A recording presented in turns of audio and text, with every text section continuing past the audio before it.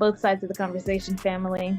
We welcome you into this virtual space crafted especially for you. My name is Jada Curry, and I'm both sides of the conversation's marketing director and graphics design specialist. I want to take some time to ground us all as a community into this space we are about to open up in, so let's go through our community standards. Both sides of the conversation is providing a safe and honest space for open conversation, so we ask that you all be respectful of that. We also ask that you be respectful of each panelist, host, and participant. We do encourage healthy debates and conversations. Don't personalize anything with anyone. This includes name calling, bullying, trolling, or shaming. This will not be allowed or tolerated. Your perspective is yours. It is not a prescription. You do not have to agree, but show respect. These community standards apply to all of our live shows and any virtual spaces that we hold on social media, including YouTube, Facebook, Twitter, or Instagram. We want to make sure that we are caring for each other as a community. This is our priority in all of our endeavors as both sides of the conversation. With that being said, I hope you enjoyed today's show and continue to stay in touch with us via YouTube, Facebook, Twitter, Instagram, or all of them. All right, thank you for listening and see you soon.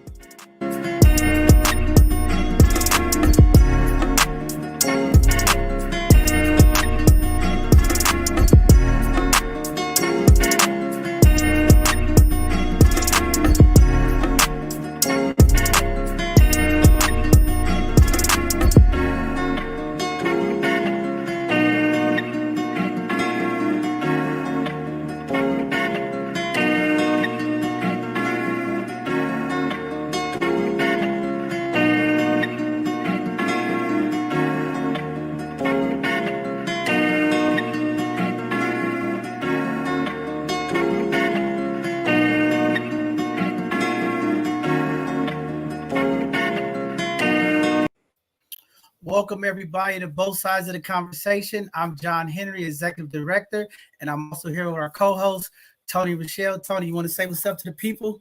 You back? They've been looking for you.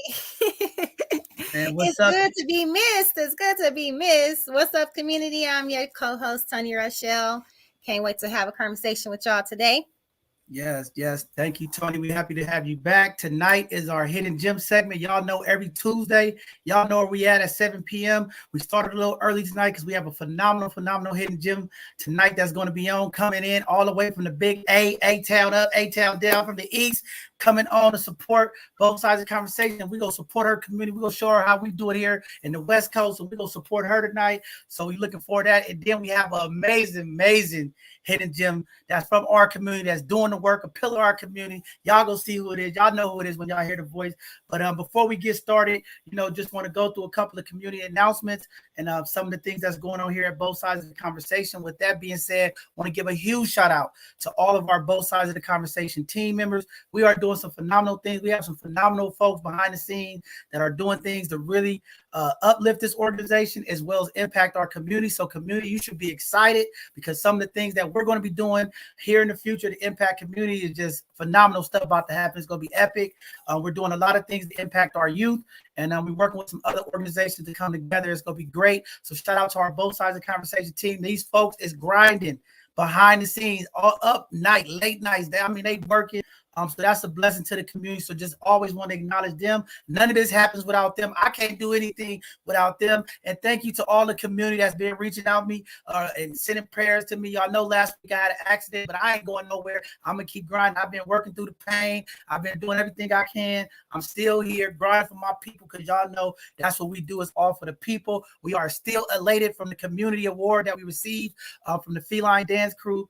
It's just amazing just to continue to be able to be impacted and blessed by community folks who appreciate the things that we do, especially our young people. When you get acknowledgement from young people, you should always be excited because we know sometimes those age gaps, those differences don't always work out. But when young people see the work that you are doing to impact not only them, the community, and they praise you, that's always a great thing. So shout out to the Feline Finesse Dance Group and all the young things that those young women are doing. They are doing some phenomenal work, not only dancing, Okay, they are out in the community feeding the homeless, giving back, doing a lot of things. So shout out to them young ladies, and shout out to that program for keeping our young women engaged, not only in dance but in giving back to community. So we happy about that. Also, sad news, y'all know this weekend it's been a violent weekend across the Bay Area, San Francisco, Oakland. The uptick of gun violence has continued to impact our community. We're going to continue to do our part here at both sides of the conversation to get in and help some of the violence prevention and work with the young folks. Whatever we could do behind the scenes, we're going to keep doing that as well. And, there's a lot of things happening, but we got to engage with our young folks and make sure that the support, the resources get there so that they can get off these streets and have things to do. We are approaching the school year. There's a number of opportunities for our young people, and I just hope the community leaders and organizations continue to do their part to make sure that our young folks are impacted, but the job is not done. We still got a lot of work. There's still a lot of tension in the air. There's a lot of things going on, and we're just going to have to ask community, come together and continue to work these differences out and get our young people on the same page as the community and finding resources and ways. And we're going to do our part here to uplift the young voice because a lot of time our young folks feel like they don't have a voice. They feel like sometimes the leaders of the community don't listen to them and they have input and ideals. And we're going to continue to invite them to come on with our young folks. Y'all know we have our both sides of the conversation, youth conversation. They have been doing a phenomenal job over the last couple of weeks. And we want to continue these conversations. We talk about street violence. We talk about gang violence. We talk about some of the things that impact our young people. We want to bring it to our platform and let our young folks' voices be lifted. So just excited about that. More things to come, more work to do, but continue to do your part. We got to take one step and stand, take another step and stand until we fix this together. We can do it in solidarity. We just got to show and be the right leaders and work with each other to come up with the solutions. With that being said, we're going to jump into a couple of community announcements, some of the stuff that's going on in the news, some of the events, and we'll get to tonight's hidden gems. With that being said, on Monday night, the FBI executed a search warrant on the Mar-a-Lago former Donald Trump's private club home. Agents reportedly seized 13 or plus boxes of confidential documents. Trump was very upset about that. Y'all see across the country, a lot of right-wing folks are declaring war with Democratic folks and saying that this is all a witchcraft. But again, more and more details are coming out of this January 6th indictment and all of the stuff that's going on with the riots that took place at the Capitol, and more information is coming. So again, the news is all lit up, and we'll keep you up posted as things continue to go on. Also today, the U.S. was declared a state of emergency over monkeypox. The Biden administration has declared a state of emergency due to monkeypox. Illness is affecting a lot of people across the country. Right now, they're saying there's about 6,600 people here in the Bay Area. We've been getting hit hard, as well as San Francisco. I think we're up to about 500 plus cases. And this is a real disease that's flying through our neighborhoods. More conversations are going to be coming. We're going to have a couple of folks from our Department of Public Health that's going to be coming on, doing a PowerPoint presentation about it, really educating our community. This is serious, and we got to take it serious, community, and find out what's going on so we can stop the spread of this. I know there's vaccinations, there's different things that's going on, but again, this disease is spreading fast, and we have to all do our part to make sure that we don't contribute in spreading this disease. Also, the man that was involved in Ahmaud Arbery's killing, Travis McMichael, he received the second life sentence today or yesterday in the case. Again, it is good to see some of these folks who do harm to Black folks held accountable. And right now in this country, there's been a number of cases. Police, civilians have been held accountable for causing harm to Black folks, killing Black folks, police beatings, a number of things. And I think some of these privileged white folks in America is getting nervous because they can't just walk around and do the things that they've done to cause harm to folks, play the victim, and actually take the lives of young Black and brown folks. So it's just good to see some accountability happen. We are not where we need to be. But again, it is always nice to see small steps going in the right way. I will never say we had a place where there's real equal justice or equity in our community when it comes to how we convict and prosecute folks. But again, every little step is a great step moving forward to stop some of this stuff that's happening in our community. With that being said, we're going to jump into our community events that's going on across the Bay Area, across the city. Things are going on, so we'll get them up there. We're going to start off first with the 33rd annual Peewee Basketball League. That registration has already started. They are looking for young boys and girls ages 5 to 14 years old, and they also are looking for volunteer coaches. That's what our brother Nate for the SF Rebels. Please reach out to Nate if you would like to be a coach, or if you have some young folks who want to get involved in basketball. Also, celebration of Asian American, Natives, Hawaiian and Pacific Islander Heritage Month is going on. They're doing an introduction to the family history research that is taking place this Wednesday, August the 10th, from 2 p.m. to 3:30 p.m. There's a registration link that you would have to register to if you would like to be a part of it and learn some cool stuff about our API community. I think it's great. It's educational and informal, and I think community should check it out so we can learn something different in each one of our cultures. Also, Project Reckless summer and car maintenance is happening. Okay, if you got young people in the community, this is in D10 in San Francisco. If you have young people who want to learn how to be mechanics, learn how to do something different, get off the streets, they have a program that is going on. The signups is going on. I think they're going to start their first opening on Thursday, August the 11th, from 12 p.m. to 6 p.m. And it is at 1449 Mendale Street, right there on the corner of 3rd and Oakdale, Conopaloo, right there. They're going to be teaching young men and women how to change oil, change tires, do a vehicle inspection, things of that nature. I mean, this is an entryway for young people to learn something different than standing on the corners or not being productive. This is something great.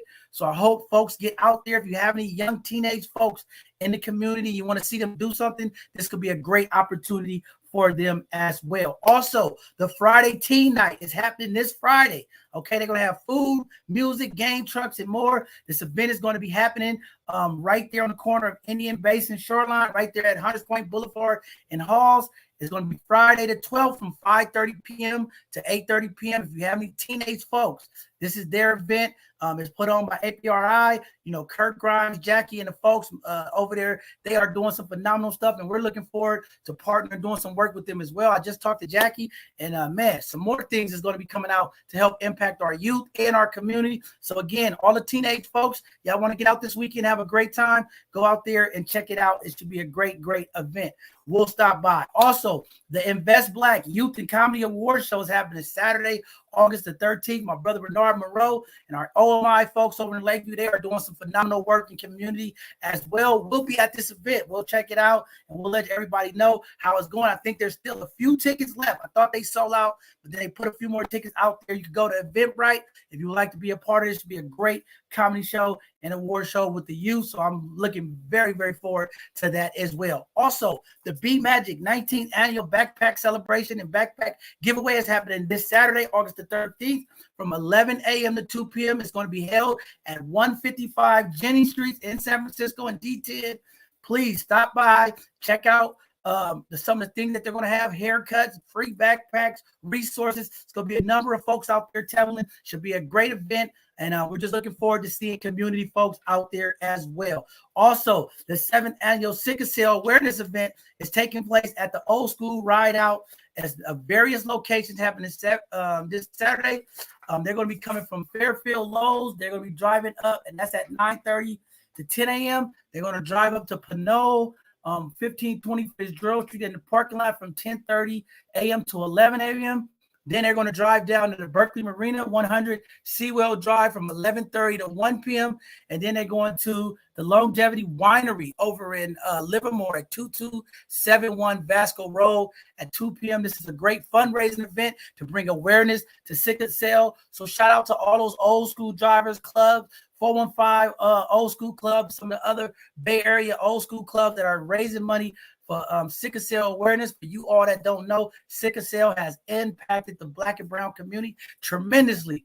So we want to get behind and support that event as well. Also, the MOAD in their art studio, they're doing the Willie Little, which is going to be taking place on Tuesday, August the 16th from 4 p.m. to 5 p.m. This is another Zoom invitation to come see arts and things. We got the information up there on the screen, and we'll get it out to community as well. Also, the San Francisco Area Art Festival is taking place August 19th through the 21st. That's going to be at the Fort Mason Center in San Francisco for the arts and cultures. If you want to buy tickets, please go to Eventbrite and we'll get that out to community as well. Also, the Western Edition, the Fillmore Jazz and Blues is happening Saturday, August the 20th. The historic Fillmore district will be holding this event. They'll be taking up the blocks from Gary to Turk Street. If you would like to RSVP or get more information, please go to www.wamfestsf.com. We'll put that information up on the screen as well. Should be a great event. I remember back in the day, they used to have the Fillmore Jazz Festival. So this is kind of bringing that feeling back. That is going to be cool. So please check out that event if you want to hear some cool acts and listen to some great music. Also, the open house mural dedication to the Lieutenant Governor desk installation is happening Thursday, August 25th from 5 p.m. to 6:30 p.m. at the Masonic Building at 281 Masonic Street in San Francisco. There is a RSVP link that you have to register for if you would like to go. That should be a great event. Some historic stuff, historic people out there that like that type of stuff should be a great event for you all. Also, there's a meet and greet that's going to be happening with the new San Francisco District Attorney, Brooke Jenkins. That's going to be happening Thursday, August the 25th from 5:30 p.m. to 7:30 p.m. at the Bayview Opera House, 4705 3rd Street. For all of you who have questions, concerns, y'all want to know what's going on. This is the time to show up. There's going to be food and hors d'oeuvres and things of that nature. But if you want to meet the new San Francisco District Attorney, you want to talk about the substance abuse, you want to talk about the homelessness, the bipping, whatever y'all want to talk about, and find out what's going on with it, she should be able to answer all those questions as she's going to be meeting community. And that should be a great event. So shout out to the Baby Opera House for hosting. And thanks to all the folks who organized this. And again, it's always good to get our elected officials in the community and listening to the community folks. So it should be a great event. We'll be out there to support the event as well. So just looking forward for that. Also, Black Future Artists and Residence Program is kicking off. They are looking for new applicants. The deadline to apply is August the 26th. If you would like to apply, please go to www.zaccho.org. Sign up if you want to be a part of that. Also, the Potrero Hill Family Day on the Green is happening Saturday, August the 27th, 11 a.m. to 6 p.m. That's going to be at 801 Arkansas Street in San Francisco in the Potrero Hill. Also, the 2022 Nonprofit Boot Camp is taking place on Tuesday, August the 30th from 9 a.m. to 2 p.m. at the Ruth Williams Memorial Theater at 4705 3rd Street. If you would like to be a part of that, or if you're a new business or a nonprofit leader or in a nonprofit, you would like to come to this training, this should be a great training for all of our organizations. Please go to www.bvoh.org, sign up because that event is coming up. I know the seats are filling fast. Also, the San Francisco Black Cowboys Family Day Parade and Festival is happening Saturday, September the 3rd. The parade is happening at 11 a.m. at Gilman Park there in D10. And then the festival is happening from 1 p.m. at the Bayview Opera House. For more information, please contact Reverend Birch. His number is out there, 415-240-0313, and we'll make sure we help support that event as well. Young Black Climate Leaders, okay? They are looking for young folks ages 18 to 28 to do social justice and climate justice work.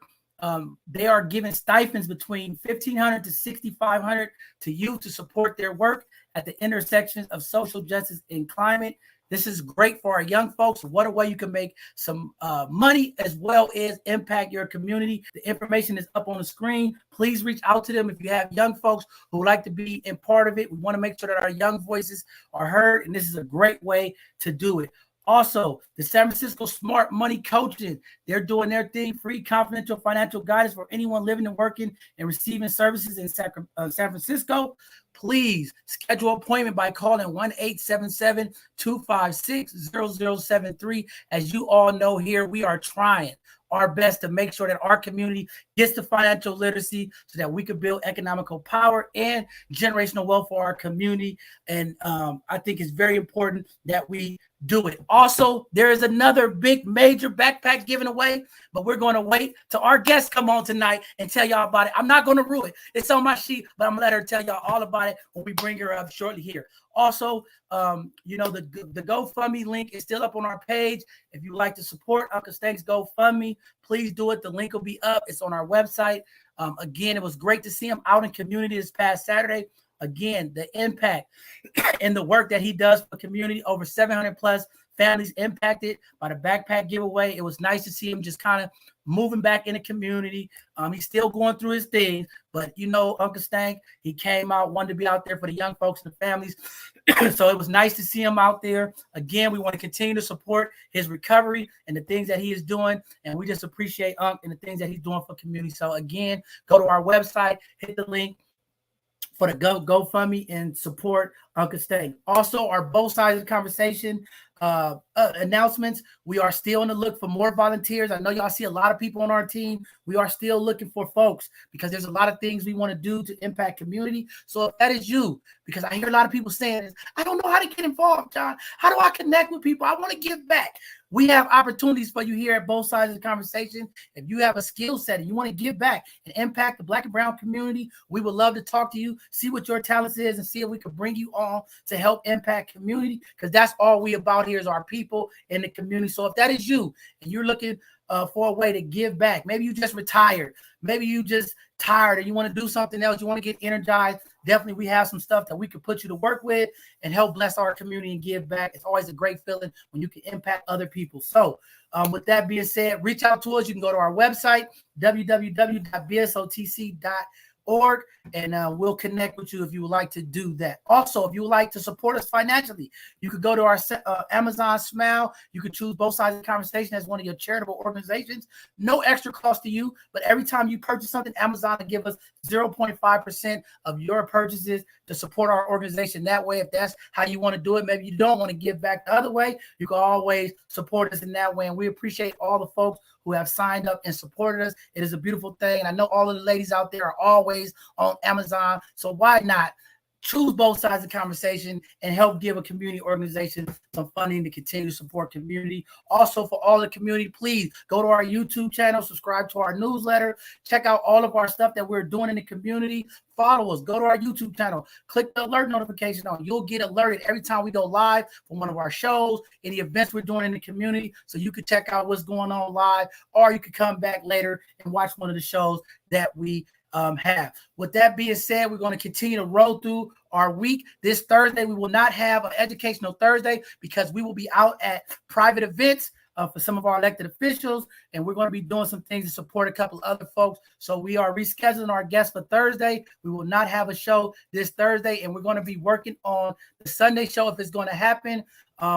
We'll let you all know and keep you posted as we get to the end of the week. Also, just so y'all know, next week I will not be here.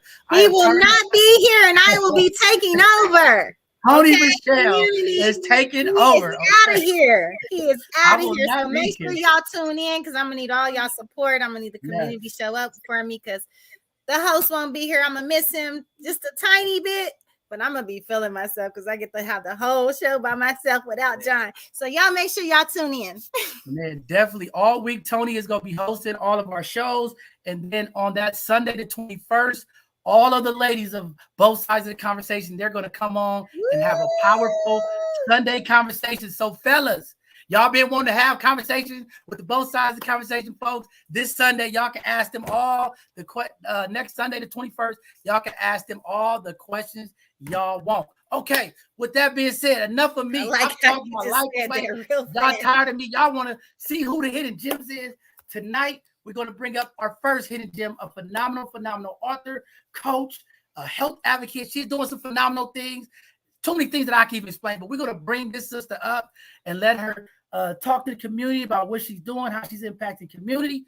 And we go community, we'll get behind her and support her. She is tapping in from the big A, and she's on that East Coast time. So we're going to get her on, let her highlight at the folks here at Both Sides of the Conversation here on the West Coast. And let's spend some of them dollars to support this sister. Miss Kiva Richardson, come on up and talk to the people at Both Sides of the Conversation. Hello, everyone. Good evening. I first want to thank the host for inviting me and having me. I'm super excited. As John said, I am an author. This is my first book here, The Journey of Unbecoming, a guide to living authentically. I first published my book in 2020, but at the same time started a CBD business, and the CBD business like really took off. And once everything shut down, I couldn't really do what I really desired to do with the book. So we went back, added some extra value, and republished again this past June. And the book has been doing extremely well. So this book is about my spiritual awakening journey, but written in a way for it to be a guide to other people to get into alignment with who they are authentically so they can tap into their personal power and really manifest the life of their desires. Prior to writing my book, I spent years as a holistic nutrition coach, as well as a business coach and consultant, helping people start six-figure businesses in the health and wellness industry online. In 2020, I started my CBD business and it literally took off. And so 2021, I started a mentorship program helping other people who desired to be in the cannabis business, but couldn't necessarily go the THC route depending on where they were at. I started showing people and teaching people how to start their own CBD businesses online. As of now, I am a life coach, kind of combining all of my expertise together, really helping women tap into their personal power, get into alignment with purpose, turn that purpose into a profitable business. So I'm just happy to be here, and I'm just having a great time being in alignment with what I'm supposed to be doing. Wow, phenomenal stuff. Queen. It's always an interesting conversation, across this country when you talk about, cannabis, CBD, different things. Some people are still just like to the left, to the right. Yeah. But when we talk about CBD and THC, can you just kind of educate community a little bit about it? Because I'm gonna tell you, I was very, very surprised. Now, I went to this place a little while ago in Vacaville, California, right? And I'm just going in there to get a regular massage and getting pampered and doing my nails and all this stuff. But I ended up going in there, and it was actually a CBD health spa, right? Or they had CBD products, but I didn't know nothing about it. I'm just like, whatever. I'm going. It's like, to me, a spa nail shop. But the amount of other folks that wasn't Black that was in there, right? It was like predominantly just white folks in there, a couple of other folks. And the amount of those women that I was talking to in there while I was getting my nail, because you a man, you walk into a nail shop, everybody's just like, who is this dude? What has he in there? But they had these products where they would put CBD and different things in the water while they was doing the foot massages and the nails and stuff. And the lady was kind of educating me. I was just having a regular thing.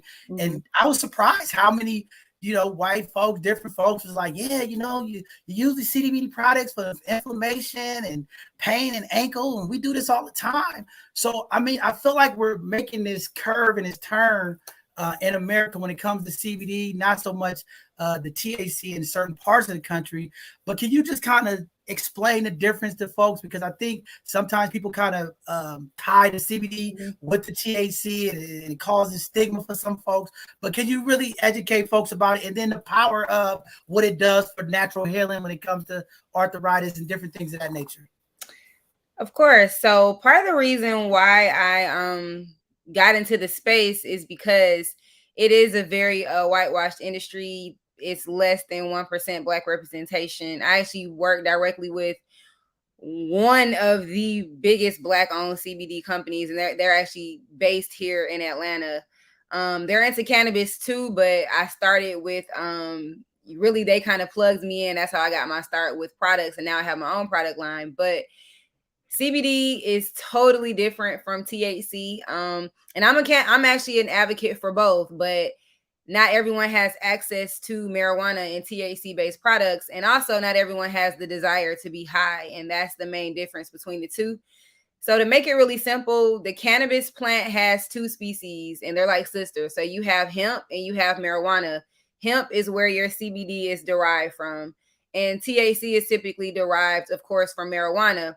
Now, hemp does contain trace amounts of THC, but not enough to get you high. So when you're using CBD products, they're going to be in the legal limit lines of what's allowed, and that's less than 3% of THC.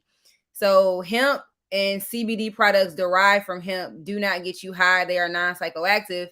However, they do give you all of the healing benefits. So like you said, reducing inflammation, relieving stress, relieving anxiety, regulating sleep patterns to alleviate insomnia when it comes to women's health, because that's what pushed me into this space. I was a holistic health and wellness coach, and I worked with Black women. So I'm like, Black women have so many chronic health issues that can be prevented or reversed using natural holistic methods. And so CBD just kind of fell into what I was already educating on, which is plant-based medicine. And I realized that the average Black woman, by the time she's like in her late 30s, going into 40, has like anywhere from 3 to 7 chronic ailments. And CBD is literally something that can help with like hundreds of chronic ailments. So that's the main difference. It doesn't get you high. CBD products don't typically show up on drug tests. So it's safe and it's accessible to everybody. And so some of the testimonials that I get from women are typically for pain, for relieving stress, relieving inflammation, and sleep. I've literally had people tell me I hadn't slept in 15 years, like a whole night through, until I tried CBD. And then like for you, how you got into the car accident, CBD is like an excellent, superb pain reliever, and it's no side effects. That's the best thing about CBD, is that, you know, even over-the-counter medications have side effects. You know, they ruin your gut bacteria. They can cause ulcers. You can even die from taking over-the-counter pain medications. Whereas CBD, cannabis in general, there has never in history been a death associated with using cannabis. Ever. It's humanly impossible for you to overconsume cannabis. And that is because we have a whole system in our body that is designed to process cannabis, right? We have more receptors in our bodies for CBD than any other natural compound. So we have an endocannabinoid system, and this system is responsible for regulating everything and bringing balance and homeostasis to your body. And this is a system doctors don't even learn about in medical school, all right? So when this system is out of whack, this is where you get things like depression, anxiety, mood swings, the you know, where you can't sleep and you don't understand why. It's because we're out of balance, and most of us are working from an endocannabinoid deficit. So when you use CBD, it interacts with this system, and it's not even really the CBD that's making you sleep better or relieving pain. Is that you're bringing balance to your endocannabinoid system. So CBD is something that I believe everyone should be using every single day, all adults, especially women, because Black women have more chronic health issues than any other group of people. And I even have parents who have come to me like, hey, I have a child that's autistic or that has ADD, and they're trying to give my child medication. Do you think CBD will help? And I'm always honest, like, listen, you have to do your own research and do what feels the best for you. But for me as a mother, absolutely, I would give it to my child because it's safe and it's no side effects. And it's already proven to help children who have epilepsy, who have autism and things like that. And so it's just a phenomenal way for us to alleviate so many chronic ailments that they are so quick to give us a prescription for. So even if you feel like you're healthy, you don't have any ailments. For me, I don't have any chronic ailments, but I know that we live in an environment where the water is toxic, the air is toxic. We have all these artificial ingredients and genetically modified ingredients in the food. So there's a lot of inflammation that we are exposed to. And then we are all exposed to different things that cause us stress. And so the combination of stress and inflammation, this is the root cause of every chronic illness. And so if you can keep stress levels down and inflammation down, you will be doing yourself like a huge service, so you don't have these chronic health issues manifest later on in life. So for somebody with like Crohn's disease, would that CBD be something good for that? Yes, it would. So Crohn's disease, at the root of it is going to be inflammation, and that's what the CBD is going to help. So Crohn's disease, IBD, IBS, these are all issues that CBD does help with. And I literally have testimonials for people using it for all of these things. Let me ask you another question. So if a person is new to CBD and they have these chronic conditions, like you said, like how do you pick what's best for you? Because there's tea and then there's all kind of different other products. I have 1,000 of them now. That is overwhelming. So what is like, how do you tell a first-time person what to pick? So it depends on what the desired outcome is. So I typically if someone reaches out to me, I typically like see like what is your desired outcome. So for some people, they need something that's going to be quick. Like if someone has migraines or really bad social anxiety, I would recommend a smokable product like a CBD pre-roll, because any method of inhalation is going to get into your bloodstream immediately. So that's if you're vaping CBD oil, smoking a pre-roll, or like rolling up your own hemp flower joint. As soon as you start smoking it, it's going to get into your bloodstream, and your body is going to absorb a lot of that CBD. So it's going to give you the fastest relief, right? Mm-hmm. But for something like Crohn's disease, I would recommend ingesting it, and the tea would be a great product to start with. The tea is what we have. I have my own line of CBD teas that I actually just released this year, and they're doing phenomenal. We have 3 different flavors. I love the tea because it's discreet, and that's an issue that a lot of people have. Like, there is a lot of stigma still attached to this. So a lot of women may not want to smoke a product. They don't want to, they're concerned about smoking, even though it's safe to smoke it. The tea, though, is discreet. It's very effective. When I tell you, and ingestibles are going to give you longer lasting effects. So like a smokable product will give you fast relief, but then also it's only those effects may last anywhere from 2 to 4 hours. Whereas when you ingest like tea or a gummy, the effects from that can last anywhere from 8 to 12 hours. Well, what would you tell a person that's coming off of, I forgot the initials again, the marijuana, if they're coming off marijuana and they're trying to get to this product, like what's the transition like for a person like that? Oh, yeah, I have several people like that. People in the military, law enforcement, where they would love to be able to smoke marijuana, but they can't. Truck drivers. So I would just say trying a pre-roll or the hemp flower. That's going to be the closest thing. And the thing with hemp flower is that it does mellow you out, but it doesn't get you high. So you feel relaxed. You feel calm. It makes you sleepy when you smoke it in higher quantities, but you can still fully focus. You're not going to be high. You're not going to get munchies. You're not going to have any of those effects from that you would get if you were smoking THC, because CBD is non-psychoactive. So it does not impair your mind. You can smoke a pre-roll in the morning and it just make you feel really good and mellow.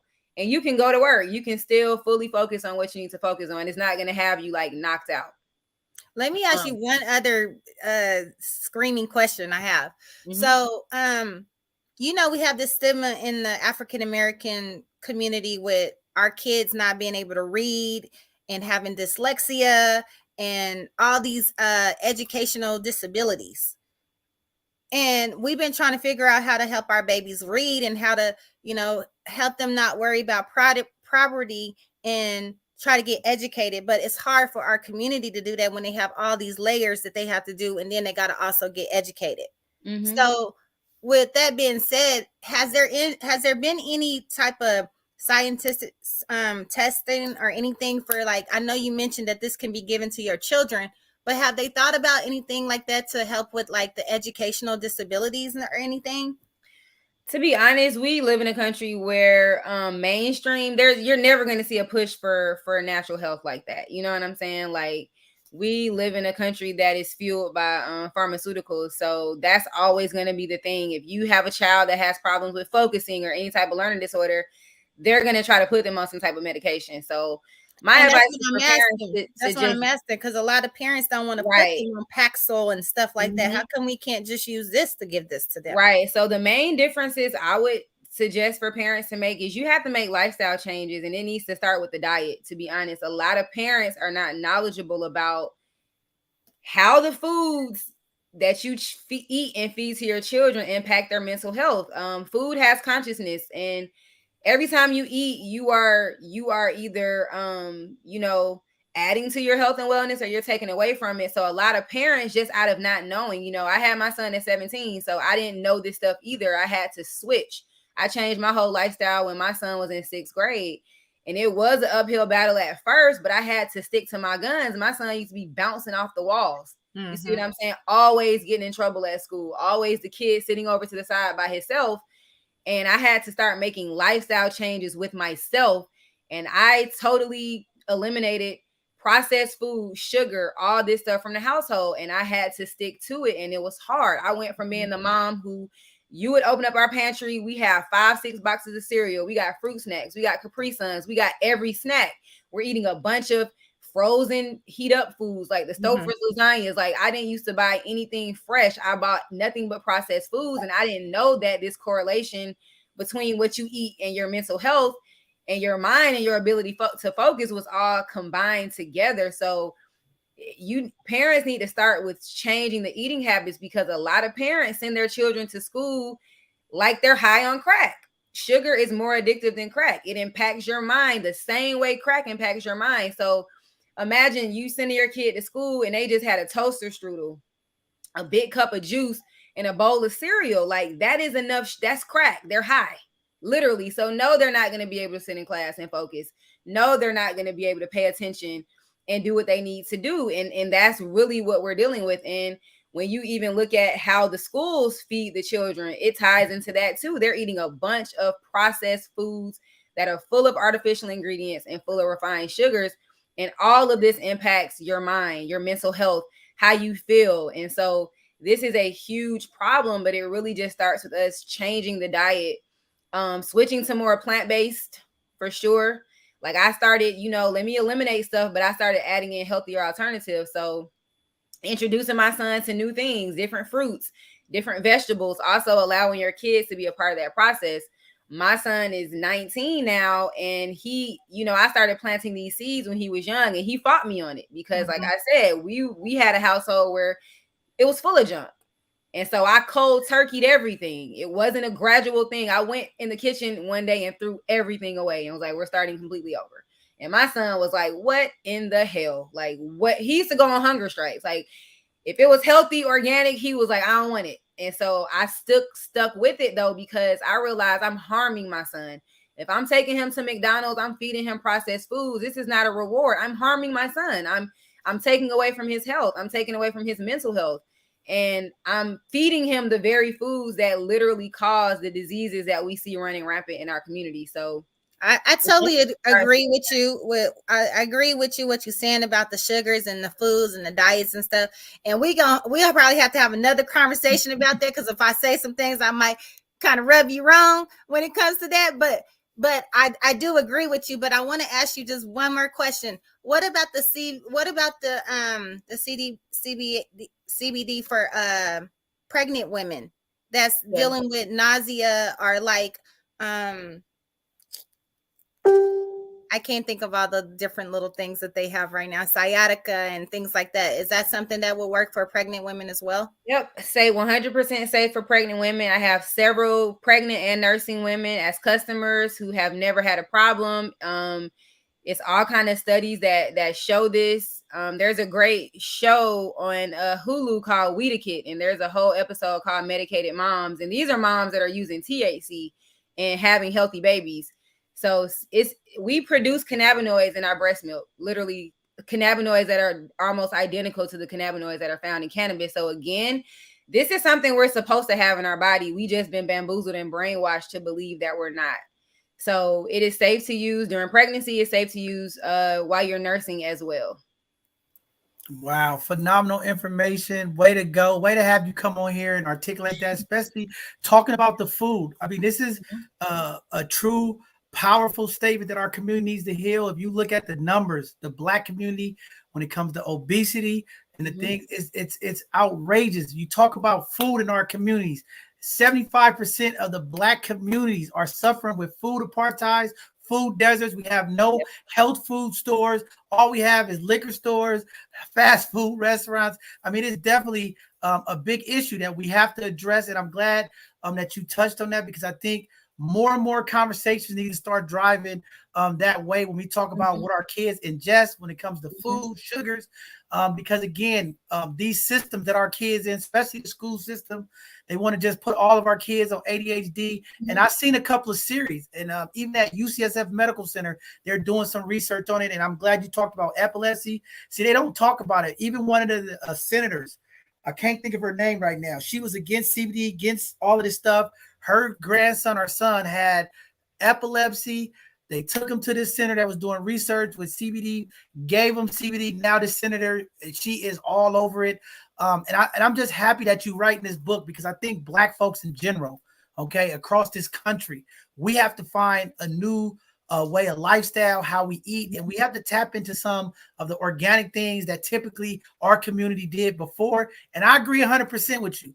You know, I don't advocate for marijuana, nothing, because that's just not my position. I choose my way. I don't get involved with it, but I understand. I do have the awareness and understanding to know that CBD and some of the effects that it has to help certain folks, and man, it works for certain folks. Right. And one of the companies I work with, this is a doctor. He's actually based out of California, and his son was having like 100 seizures a day, and he started formulating tinctures, just oils that his son could use, and his son literally doesn't have any seizures anymore. So that's the main thing. And I do not advocate for THC or marijuana for children at all, period, because there can be psychological impacts from that. Like I don't advocate for that, but CBD is a totally different thing because it's non-psychoactive, and it's not going to get your child high, and it's non-addictive. That's not the same for THC. I feel like for THC, you should definitely be an adult. You know what I'm saying? Because that can impact your mind, and it can be addictive. However, it is not a gateway drug, and a lot of people put that stigma on it, and it's no proof to back that theory at all, period. But when it comes to our communities and food, you know, this is by design. I wrote a paper on this. My first paper I wrote in college was about this, the disparity in Black communities when it comes to exactly what you said, obesity, and how you come to all Black neighborhoods. It's a totally different type of grocery store. It's different types of restaurants. And this is all by design because food is literally the biggest weapon that's used against us, to be honest. We see in the news highlights on violence, police brutality, but nothing kills Black people more than heart disease. And heart disease comes 100% from your diet. And that's the number one killer of all things. And I mean by a long shot. More people die from heart disease in the Black community, and especially Black women, than anything else. You can take gun violence, gang violence, police brutality, and combine it all together. It won't touch heart disease. Wow, phenomenal stuff. And you well put that together. And I think that is a conversation that we got to continue to push forward, because I think this is the awareness and the education. And this is what we try to do, because there's a lot of people that's like, you know, CBD. But I remember what I was trying to say was some elderly folks in these homes. They had to show. And it was so many old people that was just like, man, if I knew about this, the pain, I could have dealt with this early. And then like Tony was talking about the pregnancy. I'm on so many calls and they talk about, we had a doula, some doulas come on our show, midwives and doulas, and they talked about how much the disparities of like things that Black women go through in hospitals having babies. And if these are the alternatives that can help our sisters out, when we talk about menstruation, different pains that they use this for to help them, why not?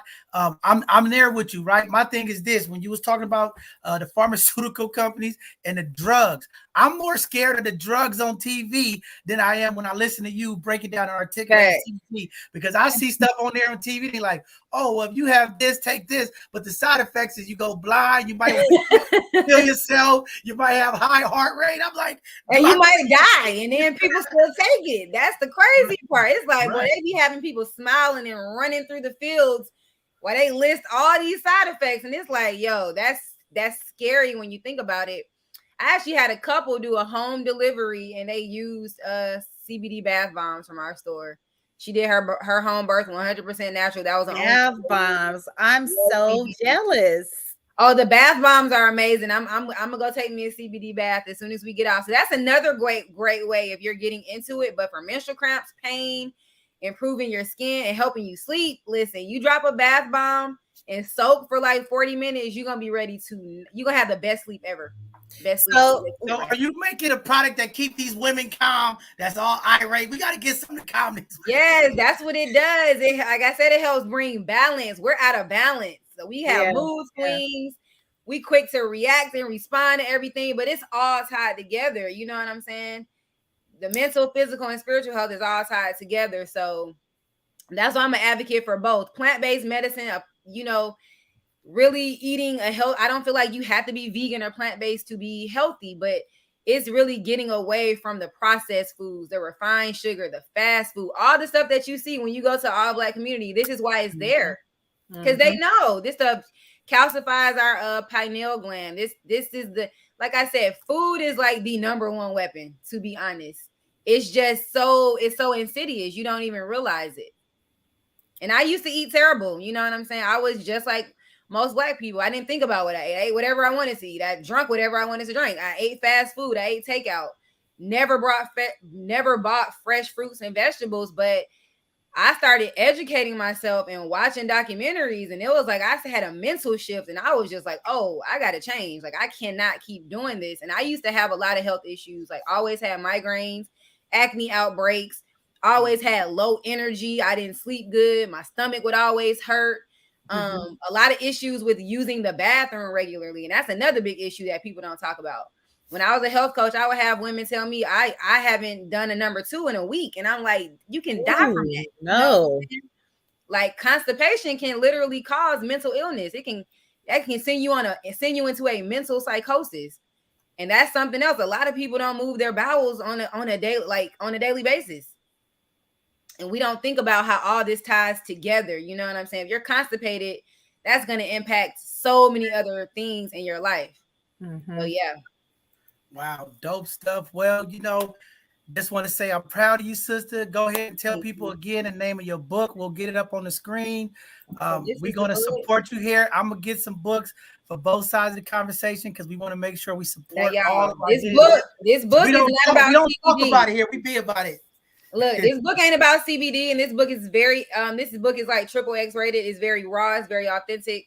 So, this is not, I don't recommend my book for children who are under the age of 18 because this book is about being authentic. So I had to authentically share my story and really give people a glimpse into what led up to me becoming spiritually aware. I used to be very lost, very caught up, very materialistic, in a toxic relationship for 10 years, very unhealthy, unhappy. I come from, my family is actually from the West Coast. My mom and my dad. My mom is from the Crenshaw district. My dad is from Inglewood.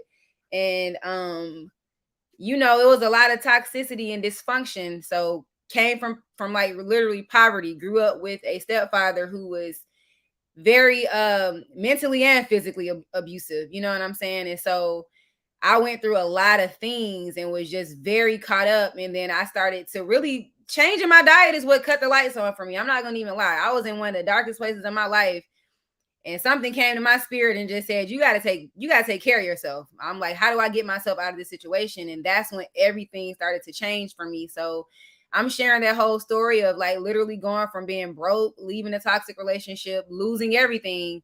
And from there, getting into alignment with my authentic self and being able to manifest 2 6-figure businesses, write my book, get into great health, and cultivate healthy relationships. You know what I'm saying? First, a healthy relationship with myself, and then also attracting non-toxic people into my life.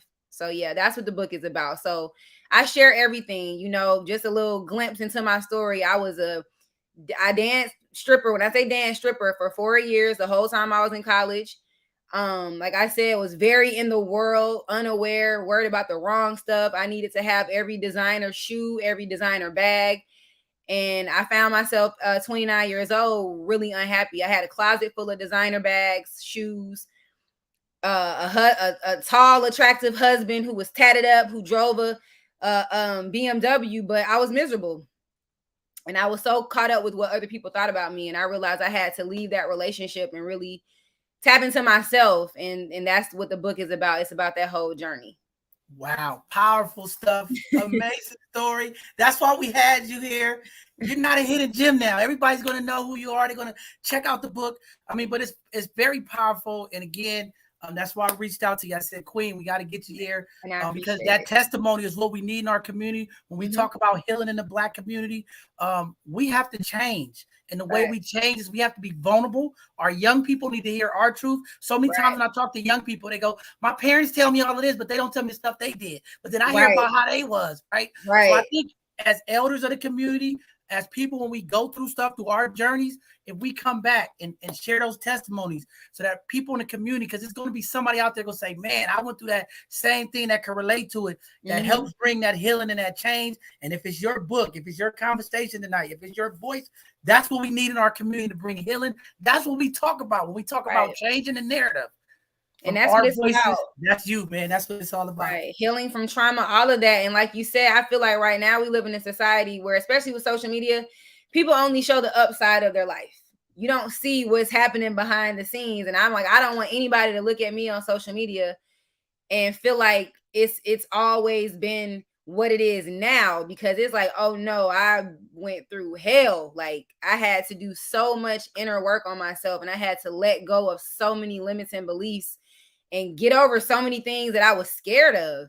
You know what I'm saying? Like really shift paradigms. I had to look at my family and realize like, wow, it's generational poverty here, generational drug abuse, generational women in terrible relationships. And I'm like, okay, I can't repeat this cycle. Let me work on myself. So yeah, I don't want anybody to think that, you know, it's always been good, because I had to go through a lot of stuff. And I feel like that's such the theme right now with social media. People only show you the good parts. And it's like, I want people to know this is what's going on, what went on behind the scenes. And then you can also use my story as a guide. And within my book, I have so many resources. Like I'm sharing all the books I read, all the documentaries I watched, how I changed my lifestyle. I have like tons of free resources that you have access to within the book.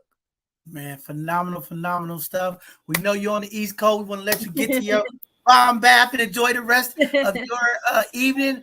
Powerful story. I'm looking forward to getting the book. We're going to get it out to some of the ladies on our team, and we'll probably give some out to some of our community moms, because that's just what we do here. When we talk about supporting Black and brown businesses, making sure that we spend those dollars in our community, that's what we do here at both sides of the conversation. We don't want to just talk about it. We want to make sure that we do invest in our community, because I feel if we lead by example and do the things that we do, it's going to help everybody. So I'm definitely going to get a few copies from you and get them out to our team. Thank you for coming on, being authentic. I mean, your book is just read outright authentic, because that's what we do here. We keep it real. We keep it authentic. Right. Thank you for coming on the show and gracing us with your presence. And I'm just so happy that it's a black girl magic on here that look like me and talk like me and know about stuff like our community. Like that's the best part of it. Like listening to somebody that looks like you, that know what they're talking about, that's trying to help us. So thank you so much for what you do. Thank you for being vulnerable with your story. And I cannot wait to read your book. And I was a page turner.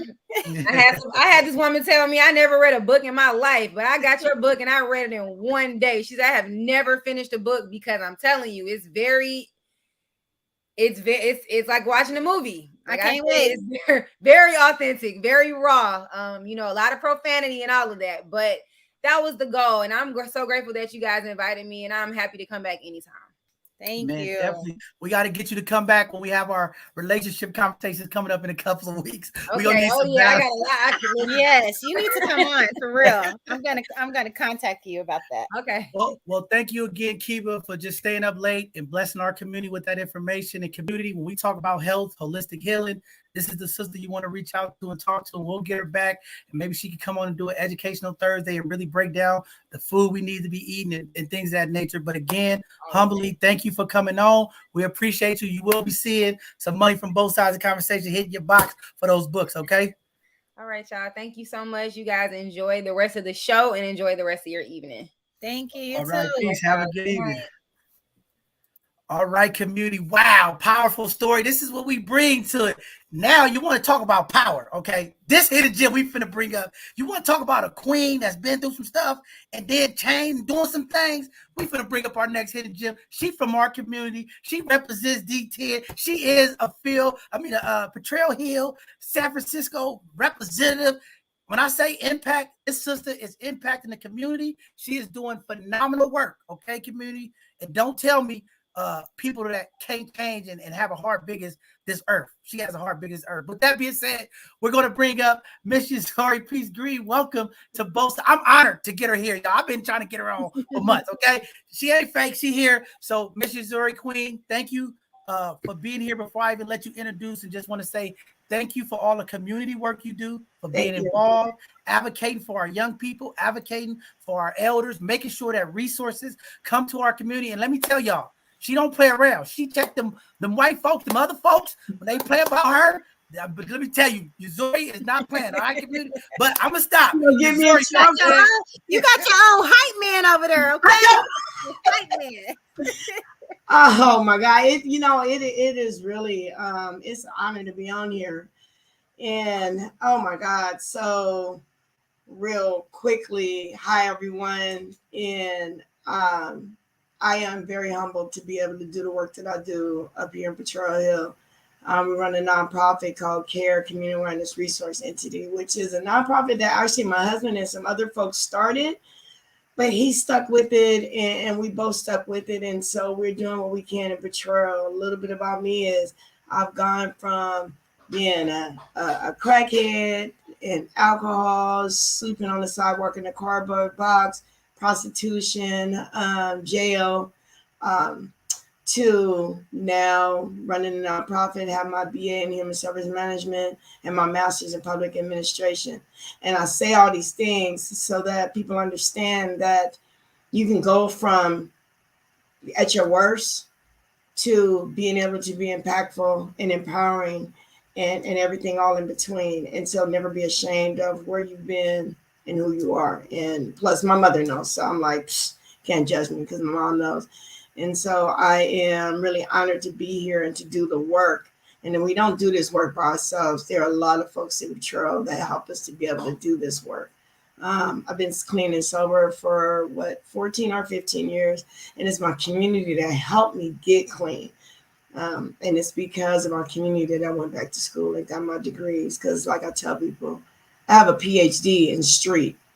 But I had to get the book knowledge. And so I'm just honored to be here. And that's me. That's me, you know. I'm very real about who I am. There's so many areas we can start from, but I'm gonna let Tony go ahead. I know she got something she want to ask you, but I mean, go for it. Go ahead, Tony. First of all, thank you for taking my call to be on the show. Yeah. I know everybody was trying to get you on the show, but you wanted the queen to book you for the show, so I have to start off with that. So I bow down to you, queen. Yes, ma'am. Yes, ma'am. Yes. When you called, I was like, all right, she's not playing. No, I mean, talking to you on the phone is so funny how like divine timing is, because your voice has a lot of pain, and I hope you don't get upset when I say that, but I can hear the strongness and the painness in your voice. And I'm gonna try not to get emotional, because when you were even talking, it just reminded me so much of my own mother. Your recovery. First of all, congratulations on your sobriety. Yes. I don't take that lightly. I do not take that lightly, and I'm so proud of you for that. Thank you. But when I spoke to you that day on the phone, I could tell you was doing hella stuff. You was just busy, and you was like, who is this? What? But you took the time to really just talk to me. And I feel like you and I made each other's day that day. Yes. And was my first encounter with you. This was over the phone. And I was like, this woman, her voice is like soothing me, you know? And we didn't even talk about nothing so like authentic or very deep. It was just we were both just like, you could feel our smiles through the phone. Could you feel that, or am I making this up? No. And you can tell when people are smiling, and I actually love that. And that's why I knew. I said, if I hang up this phone, and when you sent it, I said, let me just go ahead, because she already knows it.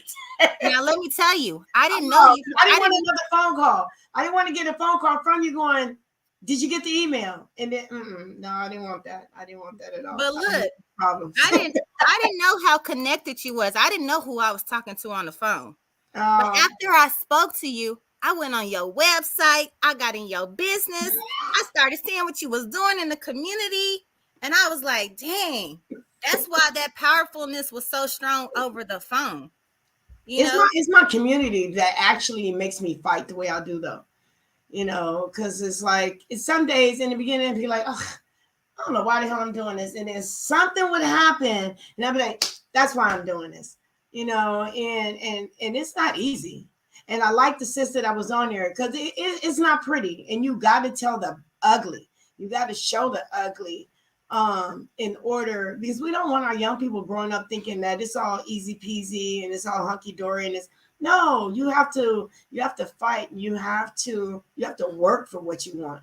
and you don't let nobody tell you what you can't do. As long as it's positive, then you might have to work a little bit harder. And sometimes as a Black person, you got to work 4 times harder, but you can achieve your goals. And it might not be when you want it, but it'll be when it's supposed to happen.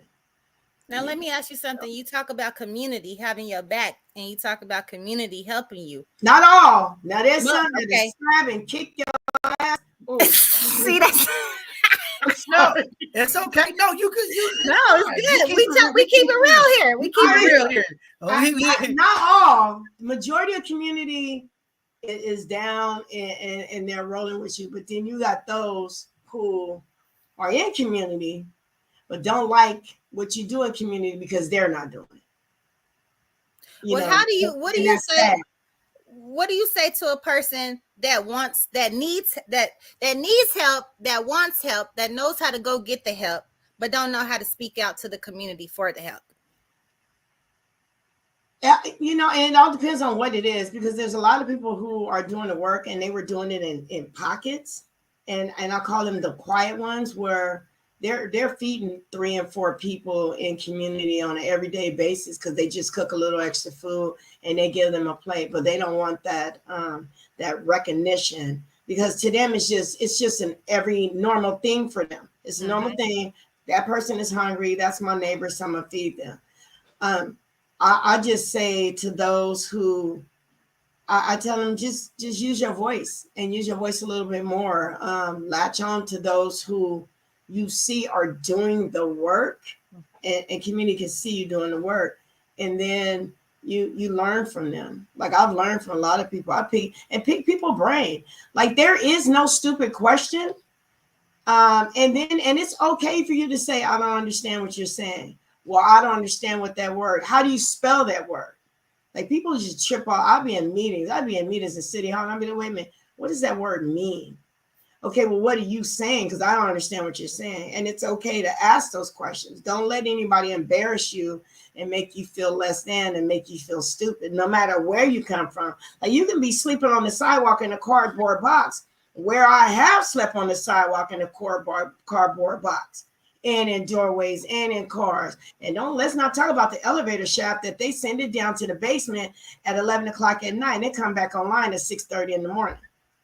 So, don't let anybody make you feel ashamed of who you are, as long as you're being your authentic self and you're being who, you may be in this rut now, but you can come out of that rut, and it's okay to ask for help. Men got that problem bad. Y'all don't like to ask for no damn help, let alone ask for directions.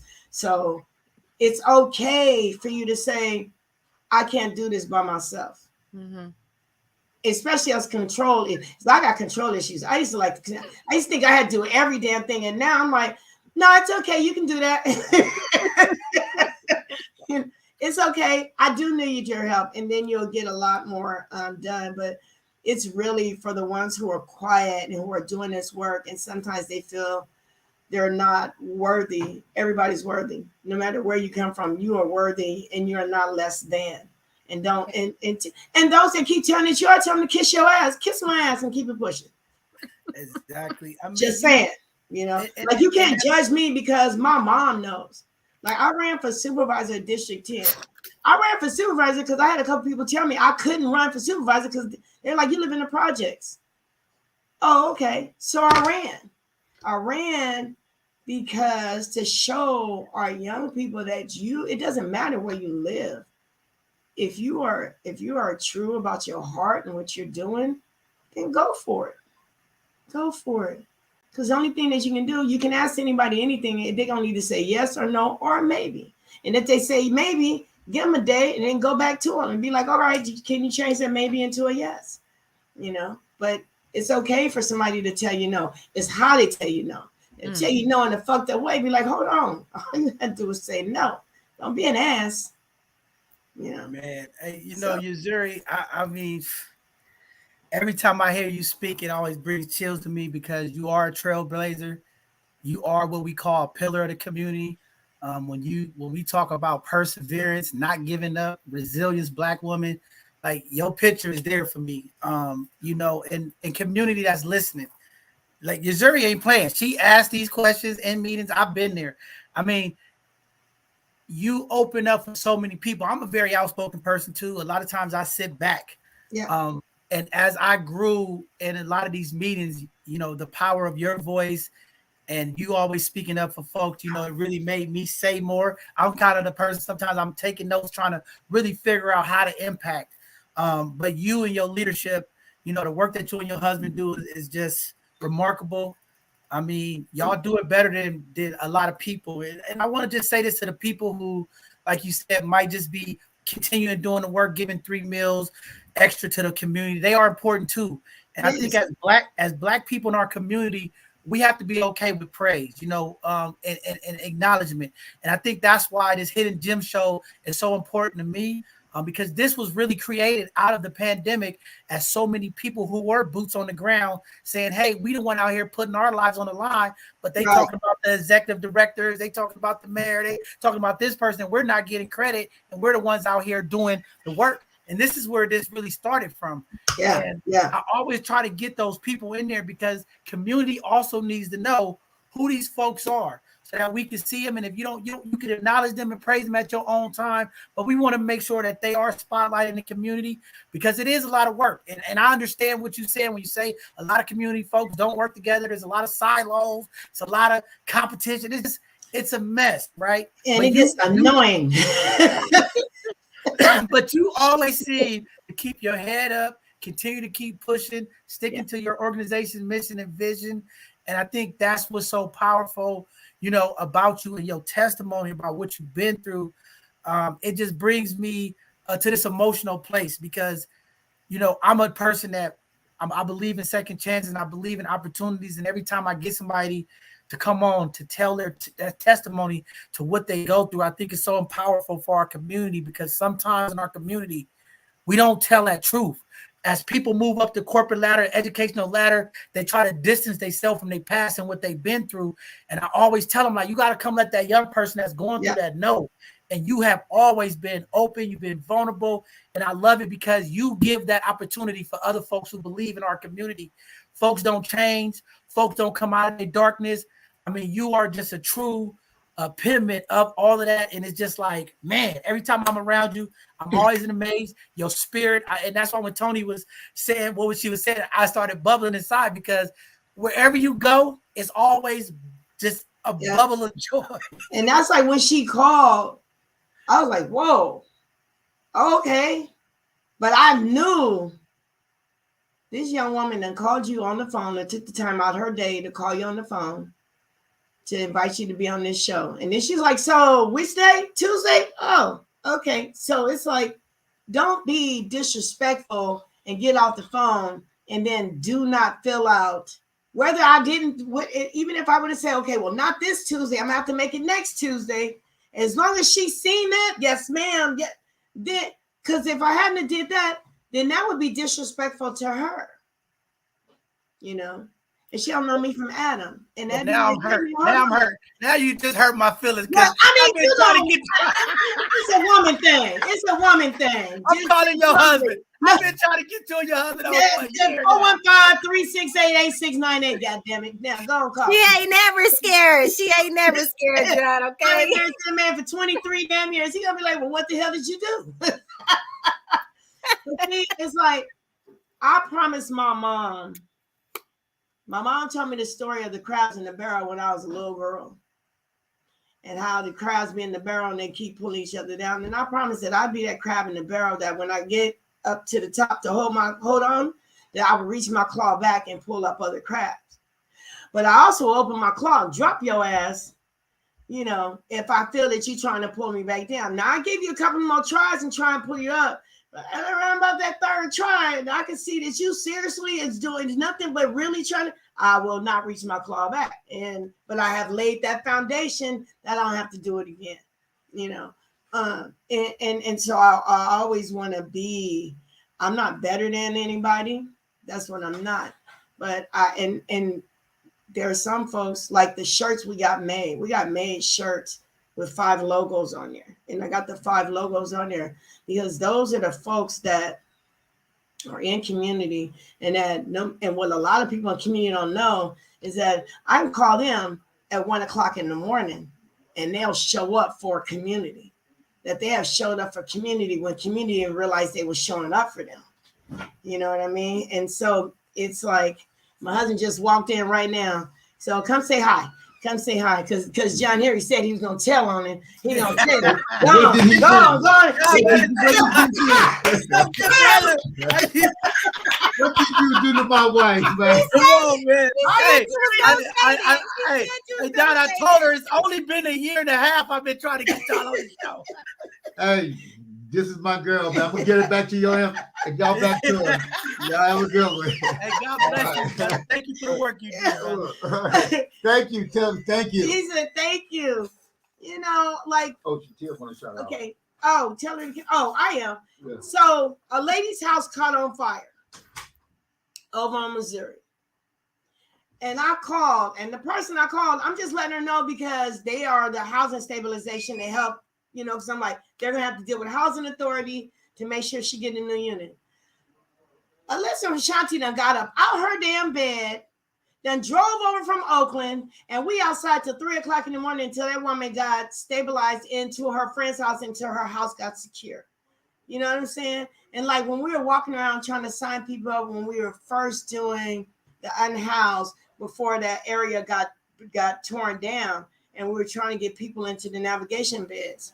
You had Laura and Alyssa coming with me, not at 9 o'clock, but at 6 o'clock in the morning to go knock on vacant unit doors, just so that we could get people signed up for them to go to navigation center so that they wouldn't be, you know. And so these are the things that community don't realize that are the behind the scenes of folks, you know, just doing all kind of stuff for community and still getting blasted by other people in community for dumb shit, you know.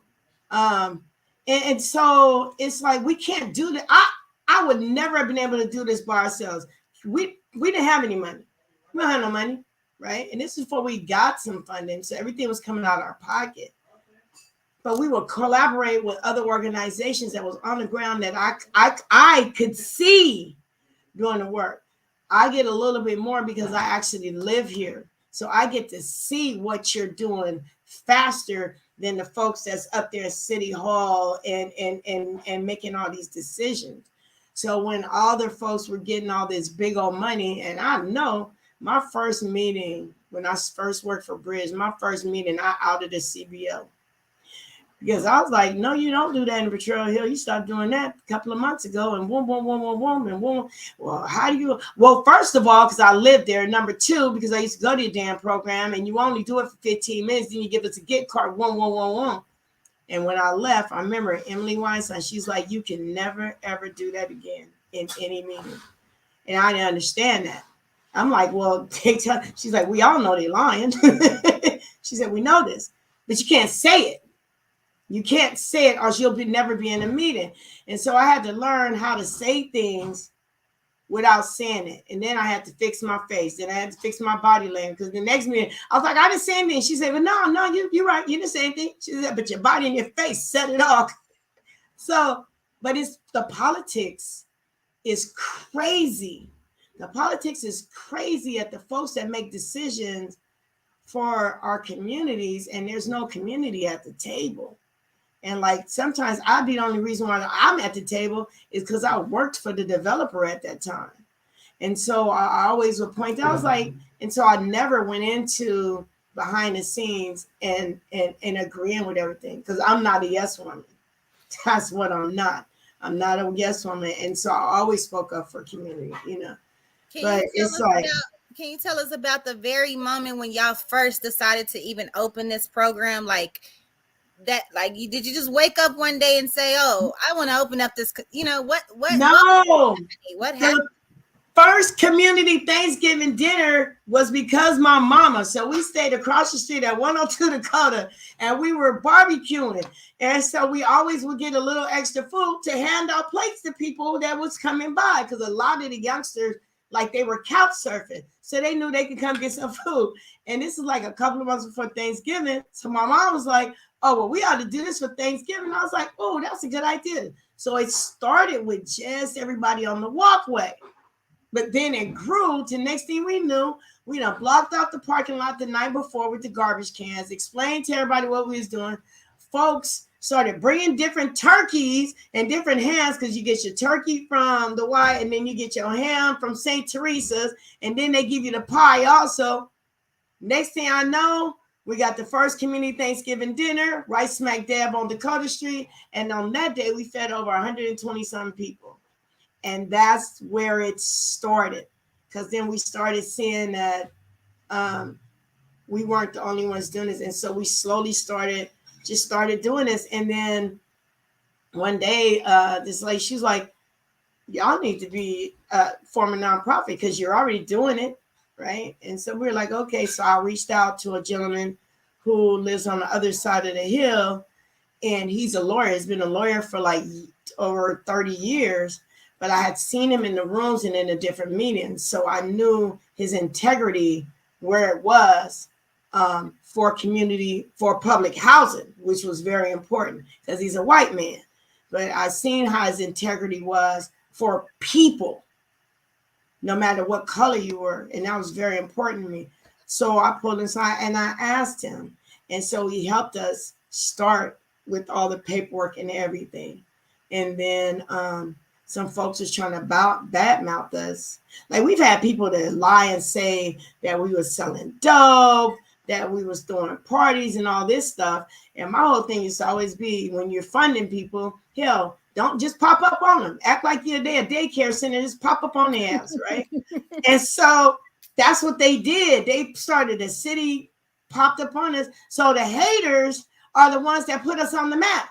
That's how it go. So I was like, thank you. I tell my husband all the time, I'm like, tell the haters thank you, because they weren't paying attention to us in the beginning.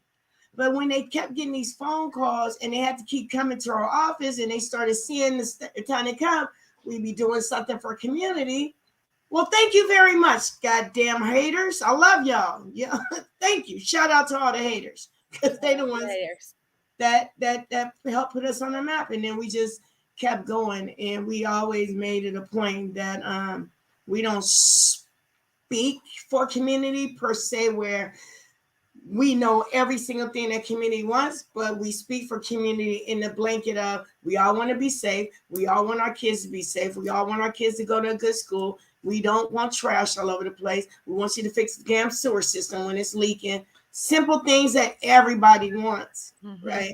It sounds like it's simple things. Yeah, but like my son said, common sense is not that common. Right. So it's, just an empowering. Like I treat people the way I want somebody to treat my mom. I treat people, kids, the way I want. Like, I look at people's kids like I wouldn't have your kid do something that I'm not going to have my own do. And that's what I was going to ask you next, because doing this work, you're not making millions of dollars of it. Hell no. And you also ain't making millions of friends, as you just said. So my question is, we're making the right friends though. Yeah, there you go. But my question is like two questions. Like, how do you keep that passion going? How you keep that fire lit for the love of other people, the love of your community? I look at like, if you can see the front, I think I sent y'all some pictures. If you can see the front now of all different organizations that have reached out, and then I'm like, beautification, because we need to just see something pretty. And so when the stuff hasn't gotten torn up, the murals haven't gotten tagged, that tells me that it's appreciated. Yes. I love the tag thing that you just said. Yeah, I mean, it's the community shows in itself that and then people started doing things in their own little pockets, and so when somebody calls and we're able to help or steer them in the direction to get the help, and it works out, that's a good feeling, because I know. So like Big B died. He was one of the ones that got killed in that triple homicide, right? But even though he passed and I was one of the last one to see him, it's also a good feeling to me because he had his own place. And he had took the chance and went to the navigation center and got in his own place to where him doing that empowered a few others to go into the navigation center to get their own place. And so it's like that domino effect. And so it's just like even when people ask me a question and I just tell my story and I'm really honest with it, it empowers the next person. Yeah. And that's all it's community is getting back to the old school. You know, in the old school, your neighbor could whoop your butt, give you some eggs, give you some eggs. Yes. Some sugar. You get a whooping at school from the principal and the neighbor before your mama get home. Exactly. And then you got your ass whooped again. And so it's kind of like that. And it's like seeing neighbors working together and empowering each other and speaking up for each other. And so that's what keeps it going. And then I got 15 grandkids. You know? I have 15 grandkids and just loving them and just seeing them. Like my grandson, he's on here. His name is Landon. He's all the way out there in Houston, and he wrote a book called The Other Side of Goodbye. You know, and I was texting him. I was like, send me the thing, because he's like, oh, and I just got him tattooed on me. So I got like all my grandkids tattooed, and then I got my mom tattooed right here. This is my mama, you know, and then I got my crab right here, but then I got my mom, my mother-in-law, and my godmom, and then the kids, their initials. And just my husband's like, you wait till you was in your damn 50s to just get tatted up.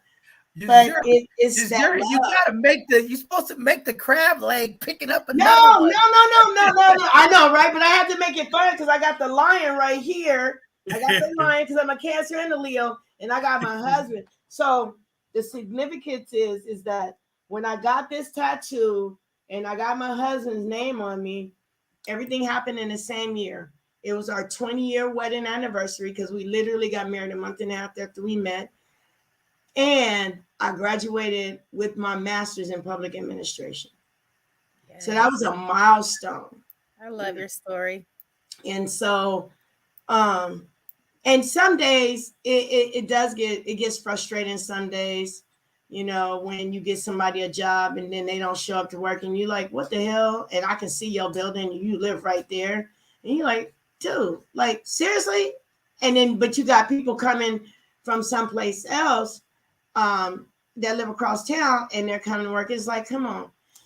But it's just empowering at the work that we're able to get done, and then to work with other and pull other people in, and it's changing the narrative.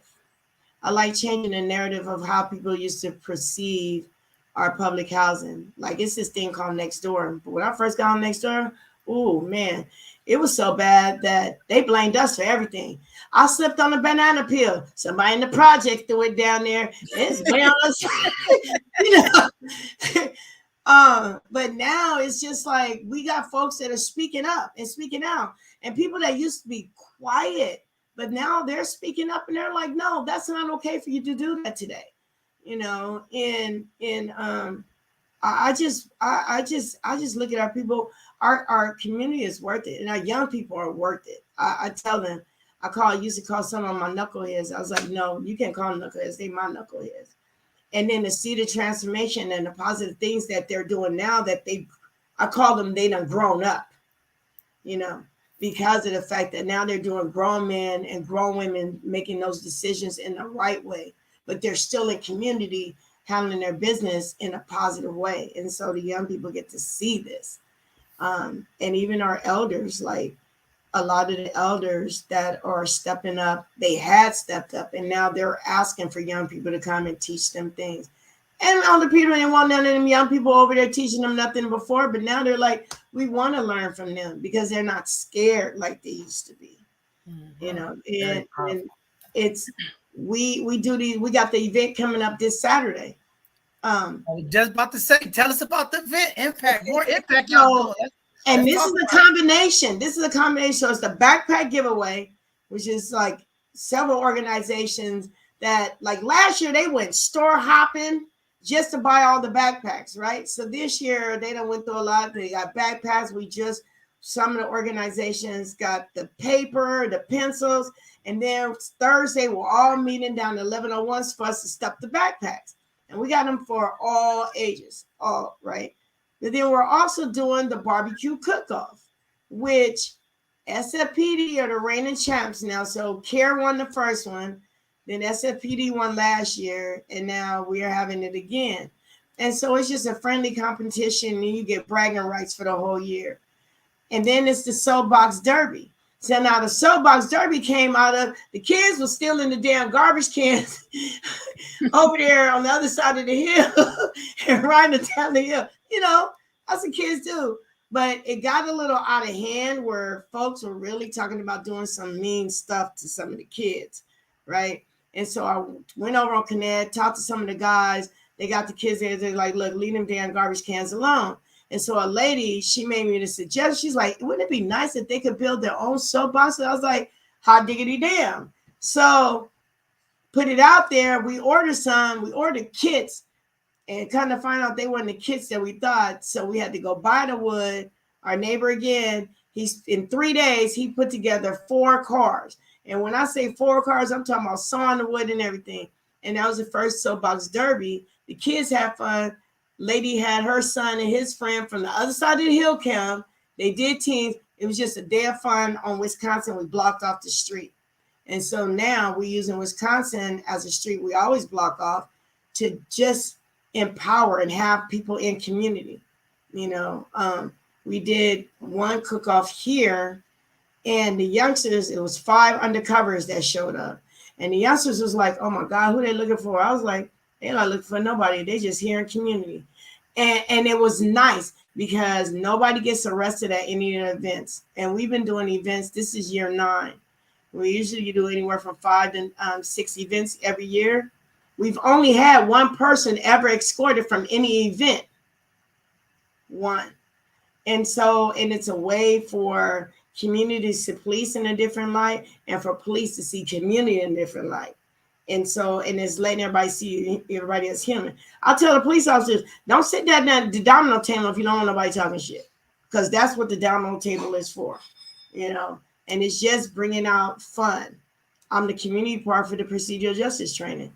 So I go out to the academy and I've helped retrain all of SFPD, and I'm very, very clear. Those that are bullying, those that are assholes, we don't want you on the force. And I'm very articulate in saying that, like, straight boom, here you go, no chase or anything, you know. So, I mean, I'm glad we're able to do this work. I love doing this work. I appreciate being able to do this work. I appreciate folks like you who are doing the work that you're doing, you know, because if it wasn't for you, then I wouldn't have heard about this young lady, and we wouldn't hear about a lot of things, you know. And so your service to community and let community know that there are folks that look like us that are doing this work. And no offense to people, but it's not all white people that's doing it, you know. And it's also where, you remember that saying used to be, the white man's keeping me down. I'm like, you can't use that excuse no more at all. Like that excuse went out the window a while ago. You have to work harder, but you can do it, you know. And it's just that, and people can do it. You can do this stuff in your own community. You just gotta, you know, just get up and do it. Sometimes you can't wait. Yeah, I mean, you know, very powerful stuff, you know, and one of the things that, like you said, the young people know, you know, I'm up there at Juvenile Hall weekly working with our youth, and some of the kids from your area, I talk to them, I say, you know, Uziri, oh man, I love Uziri. She, whatever we need, she always hook us up. So that's when I know who's doing the work, because I throw out names who up there, some names they're like, oh man, I don't mess with them. But when I say Uziri, all the young folks that come from up there that do, you know, run across, we have young folks who do make mistakes and they work on it, right? Yeah. You never go say that. But the things that I've always heard about you is your Zuri door is always open. If she says she gonna do something, she gonna do it, you know, and if it takes time, she always follow up. And that right there is what, for me, I'm like, okay, so then that just tells it. You don't, the young people gonna tell you who doing work, you know what and I mean? that warms my heart. That really, really honestly warms my heart. Like I get a little teary-eyed just thinking, because I used to tell someone, I'm like, I'm gonna believe in you until you believe in yourself. You know, because somebody believed in me. That's how, because it's actually that. So the way I got clean and sober is I decided one day, me and God had a talk, and I decided not to get high no more. So I broke my pipe, and that was it. So I didn't go out the house for a week.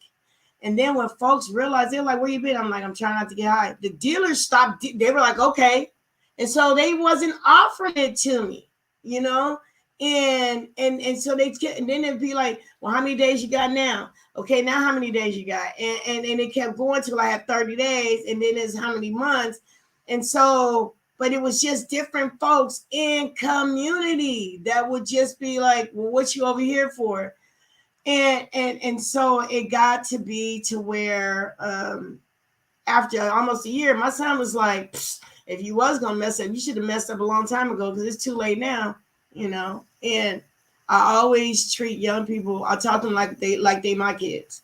Like my son, he's down in Vegas. His name is Solid. He's a rapper, and he has different levels. And so he had posted something on Facebook, and I shared it. And then he texted me like, Mama, you can't share that one. I was like, well, hell, you know, you didn't even let me know which ones I could share. So I had to go on Facebook. I was like, look, this is my son. This is his music. I may not agree with every song, but I am going to support it, right? But then I realized that the songs that the young people were rapping about, that's their story. That's their story. And we have to empower their story. And then we also have to remember when we was that age. See, and I tell people in conferences and every place, I'm like, when you're dissing young people, you got to remember you were that age once. And some of y'all done did some stuff, your ass just didn't get caught. You just didn't get caught, you know. So yeah, that really warmed my heart. Because young people, them the ones you don't want mad at you. Right. Ooh. They got to take care of you one day.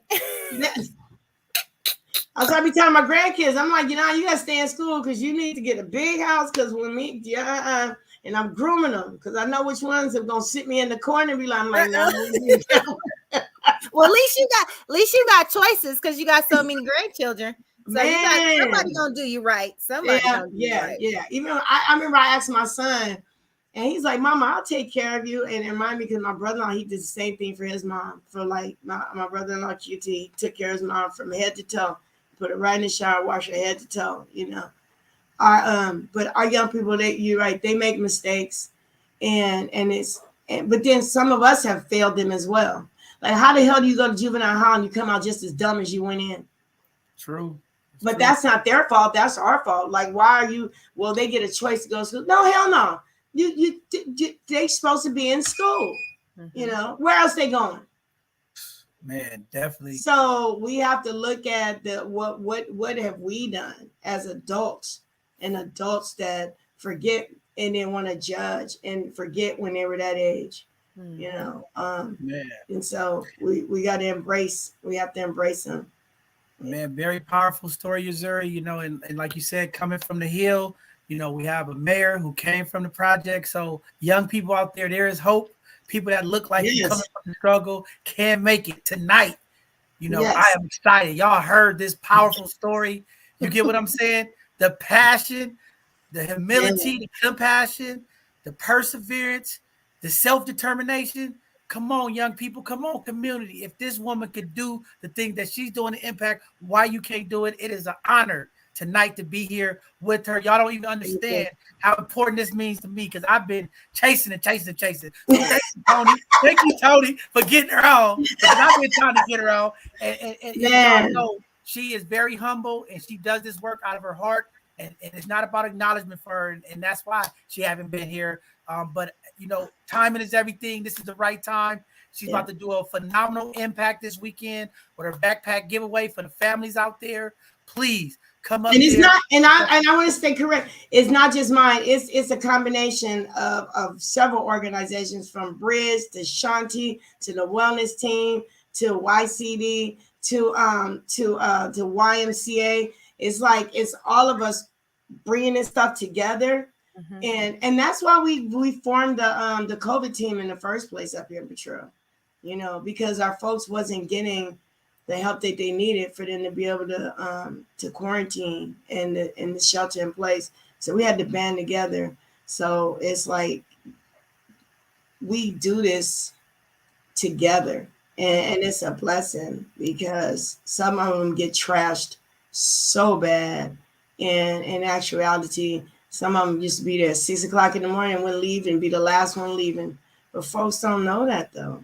You know, I want people to come out Saturday and just be in community, but I also want the young people to know that I really want you to be involved more. Your voice really does matter. And so I really do. There's a couple of things we're going to start virtually. And one of them is, I keep wanting to say it's a clean and sober group, but I don't want to just call it clean and sober because it's like, it's going to be like a really support group for whether you want to stay off drugs, stop vaping, or if, you know, you're just trying to figure out how the hell do I deal with my dysfunctional ass household that's getting on my damn nerves, and I don't want to strangle some damn body, you know. But I do want to say this, and I'd be remiss if I didn't, that I want you young people to understand that mental health is real, and that it is okay for you to say, I'm at my wit's end and I need some help. And you might not get it from somebody who looks like you, and it might not get it from somebody in your family. And it is okay for you to reach out and say, I need some help, so that you don't take your own life. Because my son said it in his interview, and he got it from E40. 30-second decision. That 30-second decision took 30 years of your life, you know. And so I really want y'all to understand that your life is precious, and that there's a lot of us that we actually do give a shit about you, and you are worth something, you know. And so if you see me and you need a damn hug, just don't cough on me, but you can get a hug. I can't wait to get my hug. I'll tell you that much. I'm going to give you a strong hug. You're hugging for a minute. I'm a hugger. I love hugging. I'm a hugger. I'm a Southern girl, so I'm a hugger. I love hugging. Okay? Yes. But mental health, it is definitely real. And I just want our folks to understand that I attempted suicide. And God just said it wasn't time for me to go. So, yeah, you know, I'm still here. Man, very powerful stuff. I'm glad God chose you, and you are here doing the work, blessing the people.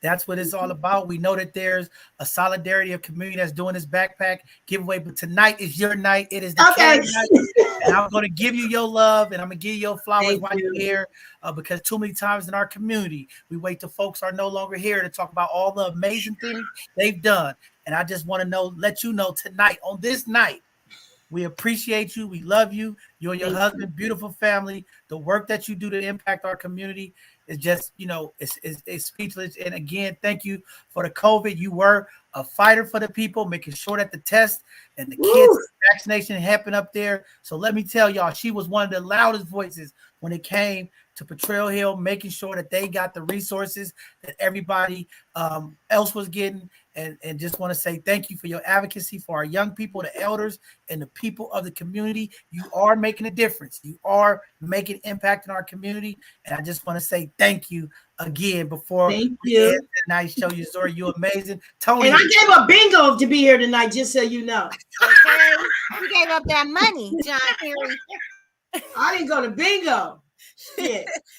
She gave up her money. Thank you so much again for coming here. And please, you got to keep telling your story. Your story is so powerful. Keep doing what you're doing. Thank you for what you're doing. I'm going to come volunteer soon. Thank you. So yes. I'm not going to forget about you after you leave this platform. I'm going to be looking forward to my hug and just seeing more things about what you're doing in the community. And one thing that you said that I really want the people to hear, when you were talking about your organization, not one time did you leave out any other organization or any other person. And I really want to applaud you for that, because that's the biggest thing that we have going, that goes on in the Bay Area, that we don't work together. And it's okay if you're in San Francisco and I'm in Oakland and whatever. And I'm in Oakland. I'm town business, baby. But I got love for San Francisco too. And the thing is we got to come together. And so, community, I really hope that you heard what she said. She said it's not just her. It's not just her husband. It's a community effort. Everyone is doing this. It takes a team to do this community work. Yeah. And so, again, thank you for what you do. I'm proud of you for kicking that sobriety. Like, I'm just in love with you just for that. And I know that your family is so proud of you, and I'm so happy that God kept you. And I use a word that I say people keep ascending, and that's what you really have done. You are a definition of ascending. So thank you so much. Thank you. And lastly, Zuri, any shout outs? Anybody you want to shout out? This is the time before we end tonight's segment. Yes, my son Solid, SAWLID, all capital letters. Check out his video, Sacrifices. That has all of us in it, the whole family. And then the other one talking about Don't Like. Check out both of those videos, Don't Like and Sacrifices from Solid, SAWLID.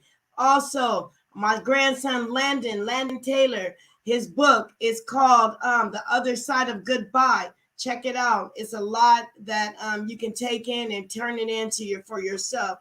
I want to give a huge shout out to my mom, Georgia Reed. Without you, I would not be me, because you have been my strength through everything. You have never changed your stripes, and you showed me that. To my husband, Donald Green, all my children, from Urel to Nefertia to Shatia, to my grandkids, to Tinker, to all them little Donald, Napenda. I need to tell all y'all I love you. All my grandchildren, all my sisters and brothers, and even more so, the utmost, my Potrero Hill community. Because without you, I would not be me. And I thank you very much. And if I left anybody out and didn't say your name, it's not that I didn't love you. It's because, I'm just trying to say it all before they click me off. And so, but I just tell you, I love you all and thank you. And you young people, come seek me out so we can handle our business and get some more stuff and some more resources for you guys, because you do matter. You do matter. And I promise you that. Wow, powerful stuff, community. I see the messages coming in. This is a powerful segment. Oh, wait, look, my grandbaby. Okay. This is my grandbaby Shatia. Yes. Coco, that proud grandmother moment. Hey, Zuri, y'all lit it up tonight. People are texting me saying, wow, what a powerful show. This is what this segment do. It brings out emotion, joy. We had two powerful queens come on tonight and light it up on this Hidden Gem segment. This is what this is about. Highlighting folks that are doing impact, folks that are doing positive things in our community, changing the narrative. That's what we all about. Changing donate. God dang, burn it. Donate to the CARE program. Come on, donate to the CARE. The CARE information is up on the screen. Definitely support her. We got her information up. Check out our website. And this is what this is about. The more community folks get behind each other, support it financially, volunteer, it makes everything move smoothly, and we continue to bring those resources to our people. Man, this is what this is about. If you know somebody out there that you would like to nominate, that's a pillar of the community that's doing positive things to impact, you could go to our website, nominate them so we can get them on, share their story with the community. If you are a Black and brown business out there and you're trying to get off the ground, or you're trying to get people to come support you, please nominate them, come on, so that we can highlight your business. If you're writing a book, whatever it is, let us get behind you and support and help get your information out there so people can reach out to you. This is what it's about. When we talk about solidarity, that's working with each other 365 days a year for all issues. That's solidarity. It starts with organizations like CARE, 24 hours, making sure that our community has the resources that they need so that we can achieve greatness and thrive in our communities. Thank you again, CARE. Thank you, Zuri, for all the work you're doing. And we're going to continue to support you and bless you. And again, this Saturday, get out there, get a backpack, go get some good food, have fun, and convene with community, because that's what it's all about. And, for us, we'll let you all know if we're going to have a Sunday conversation. If not, we'll follow up next Tuesday, and we're going to keep going. We got a couple of events we're going to go to Thursday, so we had to cancel the show. But thank you all for tuning in, supporting, please go out there, support the CARE organization, make a donation. The Sister Kedra, go out there, purchase a book. Let's start doing what we need to do in our community to uplift each other. And we're going to do our part here at Both Sides of the Conversation and make sure that you all have the support that you need, because we want to help our people thrive in ascend, like Tony always say. So with that being said, let's keep ascending community. Let's do what we do. I love y'all. Be safe out there and continue to have compassion and humility and love for each other. With that being said, good night. Hold on, wait a minute, community. Don't forget, John is out of here, you guys. Yes. Goodbye. Bye. See you later. I will be holding it down next week. Community, tap in. Don't worry about John. Don't worry about that. Okay, don't worry about that. But tap in. I need the love. Yes. Y'all definitely come show Tony them some support. This Tuesday, coming up next Tuesday, next Thursday, and next Sunday, they will have an all-female show. It'll be the ladies and our youth ladies from both sides of the conversation. They're going to have a powerful women empowerment conversation for the community. They're going to be talking about relationships, a number of things. But tune in, fellas. You want to know who the people behind the scene is? These phenomenal women are going to come on here, talk about some great conversation. And fellas, show them some love, show them some support. I'll be out. It's my birthday. I'm a Leo. All my Leos out there. Okay. Thank you, community. Have a good night. Thank you, community. Have a good night. Thank you. Come back again. All right. We love y'all.